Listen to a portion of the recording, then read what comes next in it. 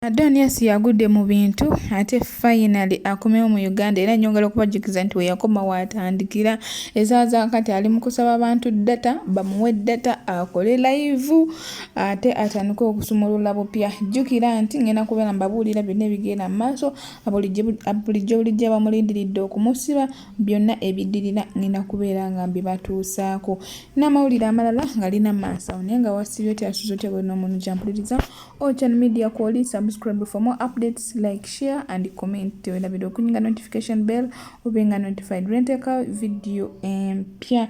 Nyongera okubajjukiza nti bambi mujje mu booking mu budde mutambule nange kyana airport pickup mumpagire bambi zihajetu wamwe omubwatu gamugeno sanko airport ngamba linze bambi nsaba mumpagire nsampo obuwagizi mujje tuzuula abagalwa mmwe mujje tukolesa president delivery n'ebirala bingi nnyo kamba twale butelevu sigenda kubarisa munange 10 terikyawo nga bw'obeerawo nga timwawulira akunyiiza nga Donasi akunyiiza nga Rama akunyiiza ate waliyo abatufiirako ate nga be bangi Balista Timogambo kya muganda wae asole mulungi kati ono Jona olira wano kata kwa Mad International Airport wabula nze nkugoberera ebbanga liwera ng'oyogera ku nsonga za sisita wa Asia gola batuva wamu naye msaidi yemu ava mbali nange ava mbali sikyali wange jesimira wabulabi bulijjo wabula okusinza ng'ejjojjo onyonyola na biki ebize bibeerawo Asia alabika alina abamu abatamwagala era abakuteekamu amaanyi okulabika nga bamulemesa oba bamusene wansi mu ngeri emu oba endala oba okumulemesa Dubai okutwaliza wamu wabula nze gwolaba musala gwange si mungi nnyo teguuka wansi wakakadde ate tegutuuka waggulu teguweza $2,000,000 wabula Asia bw'abanga Dubai basazeewo okumuuza e Uganda olw'abantu abalina emitima emibi ng'abo lwadde tulogera amannya nze nja kusaba era okufuna chance n'ogera nange okyola omugamba nze nja kuyimirira naye simumanyi simulabangako simumiitinganga kuba kimanyi nti ava musaidi yava mu region ya Munange Bugisu region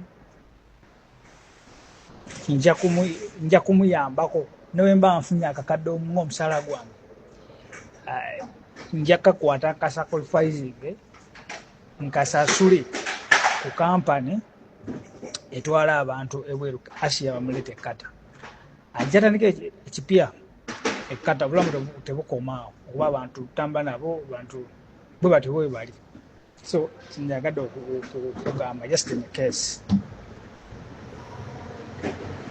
kubali muwulizaayo nze nja kukwata akakadde kange nfunako omusaala tufuneyo kampani eri ekata eri Uganda ngereta abaana wane kata Asia bamuleta gye kata inde mwakolire obulamu tebukomaawo abo bonna abakola bebakola e Dubai bamulemese siraba kyebagenda funamu yadde kale bye Uganda bera bulungi munnange nooza kyekyo bulijjo kye bagamba nti Donias alina omukisa munnange omuntu yavuddeyo from nowhere ng'era bw'omuwulidde n'agamba nti Donias oludde Uganda agenda kufuba nga bw'asobola agende ekkataddemu ayiye bupya naye nga tusabe nti ekkata gy'agenda ayize tagenda kuddamu kweyisa nga bwe yeeyisiza Saudi bwe yeeyisiza Dubai bwe yeeyisa mu mbeera ze eza bulijjo nga bwe muzimanyi naye nga mazima ddala oba ye muli abeera awulira atya okubeera ng'ebyo byonna byakola okubeera nga buli omu ali against okubeera nga buli omu ali mu complainingako mazima ddala gwe obeera gwe muli obeera owulira otya gwe wenna ampuliriza ng'ensi yonna etunidde gwe kwetise buli omu acomplaininga ku gwe naye nga katusooke tuwulize ku ndowooza z'abantu abamu ab'enjawulo ate tweyongereyo naye bannange Nagudi Asia ku luno Nagudi bw'otayiga nja kukkiriza nti Nagudi Allah bw'ati bwe yakutonda mukazi gwe okaabizza abantu amaziga ntunuulidde simaati kulimino ku live ng'ayogera obusungu bumuviira ddala ku mutima olaba Big G atuuse okugamba muleke abantu bakkakkanye obusungu bwe bayina.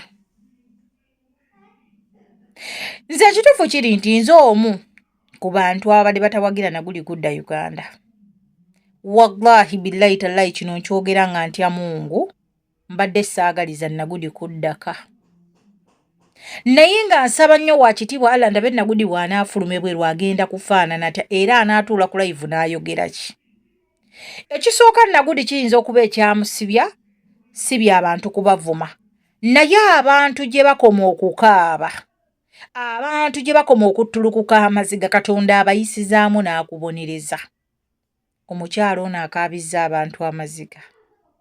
Omukyalo ono akaabizza buli kiramu amaziga. Nagudi yanvuma nengenda mu depression ennaku 3 kubanga ebigambo bye yanvuma byali binene. Omanyize ebiseera ebisinga ndowooza nnyo abaana bange engamba omwana wange anaakiwulira atya. Wabaawo olwemba njagala okuvuma omuntu nga mulinako obusungu. Naye buli wenzirawo ne ndowooza ne ngamba omwana wange anaakiwulira atya. Famire yange enaawulira atya. Abantu abamanyi banaawulira batya. Nengamba Fatuma calm down. Naye Nagudi otadde abantu mu depression mukazi gwe. Simaati kulimino mutunulide wenti ng'ayogera ng'alina obusungu ku mutima. Olaba Big G atuuse okwatula ekigambo naga temumanyi bantu busungu balina kitegeeza ne Big G byasirikidde bingi we yatuuka okwawukanya ne Nagudi n'okumugoba mu nnyumba byasirikidde ttomooni. Nagudi okaabizza abantu naye bannange maama wo ye ebintu bino bw'abiraba yeebaza kuzaala asanyuka kuyonsa asiya. Nze Asiya bw'ova mu kkomera n'odda ku bantu n'ovuma nja kuwanikira. Awo Asiya nja kakasa nti toliyiga. Senga Asiya Mungu akusasira wonna waakutadde oba Uganda oba oli luddawo oba oli ludda n'odda ku live n'ovuma abantu nze Nagudi nja kuwanikira. Bw'oba nga weetegereza vidiyo ye etambula omuntu Donias yagwayogerako mu caption eyo nti omaze emyaka 5 mu Dubai naye ekyobugagga ky'olina oba ekintu ekyebbeeyi ky'olina mu bulamu bwo ye iPhone 11 nga yayatika ne screen.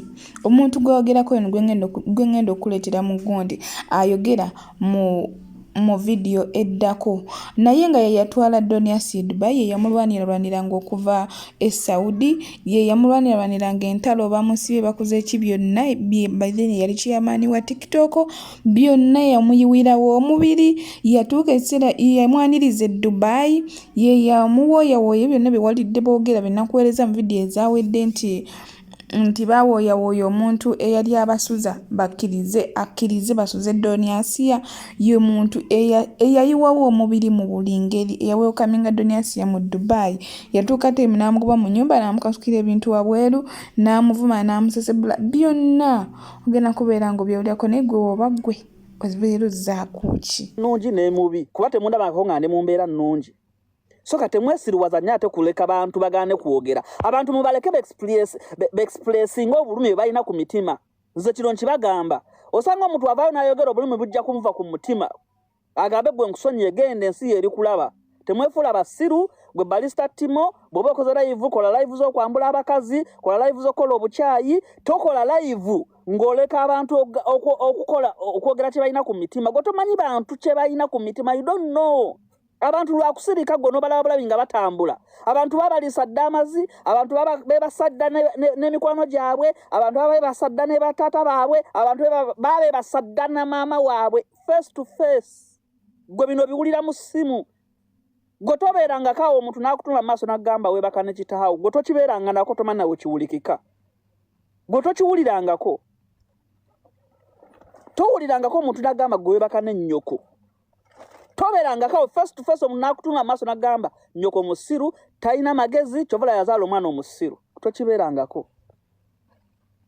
Gwe tokiwulirangako. Mulokwa mwe mwagubye emitima mwabba abantu e Kampala temwagala kuddayo mwatatta abantu mwina bwetu ffenna tuli babi nange kennyini nvuma batwembanga nvuma manyi we nsobola okukoma ne mmanya sigenda kumanyira muntu ate era nze simanyirangako kyali wange mbulamu bwange so kati mubeere bakakkamu nze nzije kugamba Balista Timo abantu baleke boogere because abantu balivayo ne boogera tojja sirika tojja nawe kenyino jakabira mukatanda ko gambe is it possible so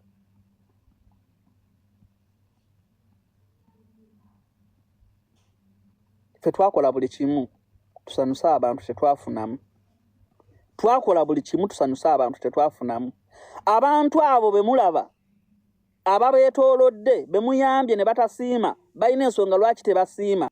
Awo laba Big J yatuuka n'ava mu Doniasia ekyamazima byewuunyisa kyovula ngerudda bakugamba nti kimanyi omuntu n'omubeera ewala naye bw'omubeera okumpi kuba kati Big J bali tebeesinkanangako na Doniasia maaso ku maaso paka we yagenda e Dubai beesinkanyeko wuyo tawezezaawo yadde omwaka naye baayawukana dda nga bwe liba ate yamuyisa bubi nga bw'okiwulira kyovula abantu basigala bawa Doni Muhammad credit nga beebuuza yabeera atya naye kubanga Doni Muhammad yalinga boyfriend we yalinga bbaawe kuba n'okwewa baali beewowa naye nga agamba mbu yamukakkanangako n'amuvuma n'amukozesa emirimu n'amukozesa byonna ebitasaana n'amuyisaamu amaaso kwegamba bingi sisobola kubimalayo buli kizibu omuntu okuvaayo n'abeera nga atamutenda mutima mulungi abasinga bamwogerako bubi. Katugende ku video eddako. Jimu nga okuba jimu. Nga Bruno kibwaba ayimiridde ogamba wow music industry no musajja. Music industry oyo Bruno kiba balinga mu levels abantu ono Chris Banina abavuka nga bakuba kwa bujimu nga Bruno ko mulaba nga ali no mubiri. Bruno nga alabika bulungi nyonyo nga skin ye ngerabika bulungi. I know mubiri Bruno ka jimu yaragawo. Sikuli yango nti Bruno ke walwadde nti obodi kundiri.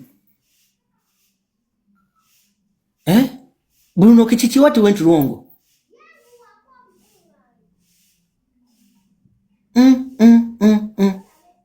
Bruno ke damo kube jimu tandika okwerabya wejjako stress z'abakazi. Bruno ke oli muyimbi wa kabewe n'eddoboozi. Ne Bruno ke TikTok live zikusingidde talent ye y'okuyimba. Tokyafulumya music kyobula ofulumya oluyimba olulungi ne lukoma mu family yo ne lukoma mu nnyumba yo. Oluyimba ne lugana otambula. Ningo oli one of the best vocalist gwe tulina mu Uganda. Oli omuyimbi alina eddoboozi Bruno ke. Okuba live band omanyo suna gita. Bruno ke singa zinenye okumastalinga nyimba z'abayimbi ezo live gita ezibera mu nyimba z'abayimbi. Bruno ke singa olinga aziza aziyoni. Kubanga oli musunyi wa gita wa kabi. Bruno ke toli level za kola live. Kirungi yeso kola live. Ne Bruno ke toli mu level za kuba live tomanyi kicho oli Bruno ke ani yakuloga mwana gwe. Bruno ke ani yakuloga. Bruno ke who bewitched you? Bruno ke yayi watandika mpolo kono neke bintu by'ekisiru. Nobirawo nsonga z'abakazi. Bruno ke ate yagizono. Bruno ke is from your music. Bruno ke watandise bintu by'ekisiru. Olabanga live TikTok live views za live zikusingira talent yo. Kirungi okubeera ku live kirungi nnyo ne music wamusuulira ddala abantu bamisinga Bruno Koli ebisanyi bimbunye wadde akayimba ka kono musajja onkaddo bayani obasemboga bimbunye n'okuba akayimba ka Uganda simaya ka independence bichi I was born in Africa gomo yakuba akayimba ko n'okaddamu n'okatuusa bulungi Bruno Koli ennyimba nnyingi nnyo ng'ennyimba zo zivaayo bulungi. Either nga mama sesa akuloga oba dola nga yakuloga. Wake up Bruno. Saga we maremu subi nti tokyasobola kukikola.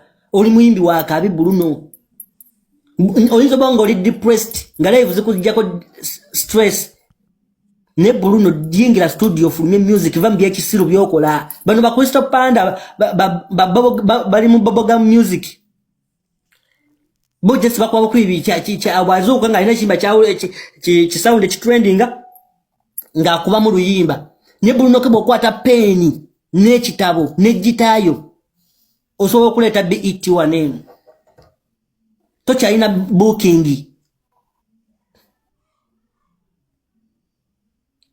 booking neegi ni Bruno K luwa kubange nyirozo ngo owulya Bruno tuba kyakutekadde ku poster kyogamba goyaga kubeera okale tugambe tino ba designinga music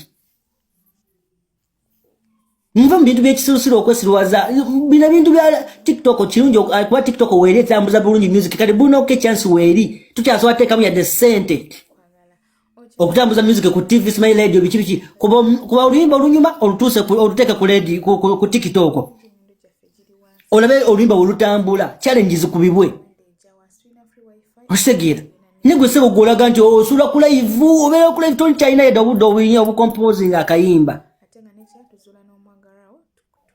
kale laba wetufiirwa eddoboozi eddungi bwerityo mu bintu by'ekisirusiru tonywa mwenge tonywa njaga toli kwegamba oli soba okutuula mu luyimba n'ogamba yes yono Bruno K bano ba DJ Roja bo balekaawo bo ba Crystal Panda beebo yes babeeremu once in a while watandika mpola mbusimanyi oyingidde simanyi Mabina Nation ne buno obutamiivu ningamba Bruno K kati yono mbusimanyi mugenda simanyi dormitory boys dormitory ningamba what Bruno K yali omuyimbi owakabi bamutadde mu mbeera nti no kati blogger simanyi boys dormitory superstar Bruno K superstar celebrity superstar omuyimbi owakabi Bruno K bino byenkugamba oba Crystal Panda tebagenda bikugamba we bakwagala Ocean Media kochali era nga nyongero bakubiriza mujje mu booking ne jana airport pickup tina airport pickup services zaffe nungi emiwendo gyaffe giri wansi ddala muneesige mbatambuze ku miwendo egya wansi ate nga bujja ku WhatsApp tuteesa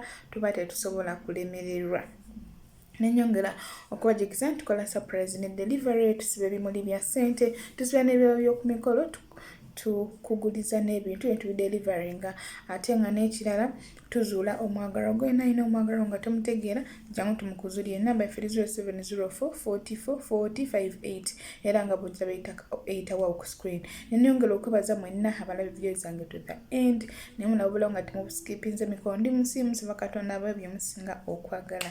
Don't forget to subscribe, like, share and comment. Ocean Media kochali katukomawo mu video eddako.